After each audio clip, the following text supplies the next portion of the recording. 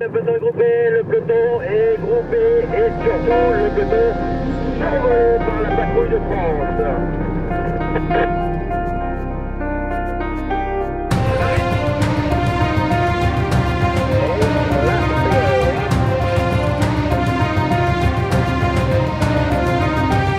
C'est toujours spécial de finir à Paris, c'est toujours spécial parce que c'est 3 semaines de pression. Et quand on arrive à Paris, à chaque fois, les Champs-Élysées font oublier tout ça et on finit toujours en apothéose.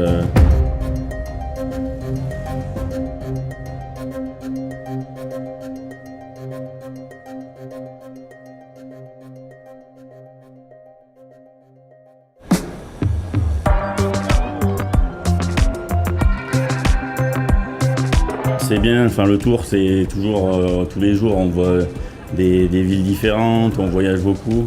Par contre après il y a tout ce qui se voit pas forcément, c'est la partie stress d'être au sein de la course où on a quand même une exigence au niveau de on n'a pas forcément beaucoup de dépannage à faire, mais si on doit intervenir, il faut être hyper compétent. Quand on part pour 3 semaines, on trouve toujours que c'est très long, mais quand ça se termine, quand on arrive à Paris, en fait, on aimerait bien continuer, on n'a pas envie que ça se termine.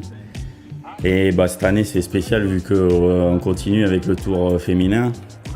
Donc pour moi après ça reste c'est une nouvelle course qui démarre. Après par rapport entre les hommes et les femmes c'est la même chose, c'est la même course, c'est le même boulot.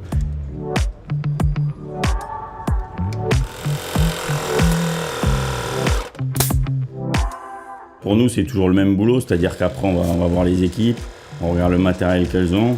Et après, que ce soit la plus grosse course au monde ou que ce soit une autre course, on prépare de la même manière, les vélos, les roues, tout ce qu'on doit faire, on prépare la course de la même manière.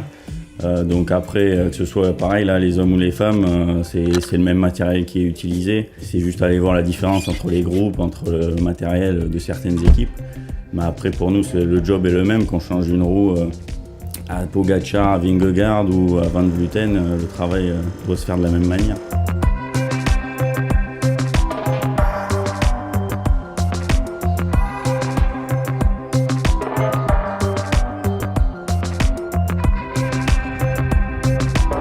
Après dans la voiture, la différence, c'est la particularité du dépannage neutre par rapport à une équipe. C'est que vu qu'on dépanne tout le peloton, nous c'est particulier parce que par exemple au tour masculin, là on n'avait que des roues à disque, mais là au tour féminin en plus de ça on va avoir des roues à patins. Donc dans la voiture ça fait quand même pas mal de roues à côté de nous ainsi que dans le coffre, à devoir choisir souvent rapidement en fait par rapport à la taille du disque ou par rapport au groupe qui est utilisé par l'équipe. Et ça après c'est ce que j'aime bien, c'est-à-dire qu'on va au contact des équipes pour justement avoir ces renseignements-là. Les pédales, ça on le voit, mais les hauteurs de selle, c'est quelque chose que j'ai fait au début du Tour de France, lors des 2-3 premiers jours. C'est d'aller voir les mécanos dans les équipes pour prendre les hauteurs de selle des coureurs. Et comme ça, ça permettait, par exemple au début, quand Wout van Aert a pris le maillot, d'avoir vraiment un vélo préparé à sa hauteur.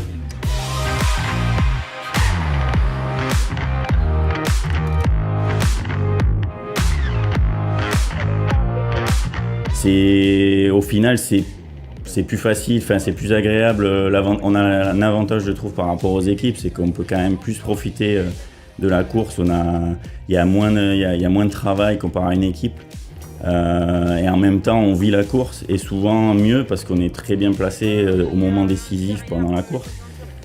Par rapport à une équipe suivant le classement, on est souvent, par exemple, quand on est mécano, on est loin dans la file et on voit rarement nos coureurs de la journée. Alors que le dépannage neutre, dans les gros moments, que ce soit en montagne ou lors d'une étape à bordure, on est vraiment dans l'action, au cœur de l'action. Ouais. Donc moi, ça fait maintenant 5 ans que je fais ça, dont 2 chez Shimano. C'est une fois qu'on y est habitué, moi je trouve que c'est assez simple une fois qu'on connaît les équipes et tout ça, parce qu'il n'y a pas de modification au niveau des réglages des vélos, etc. Et en même temps, on vit quand même la course et on fait les plus belles épreuves du calendrier français ou mondial. Ouais.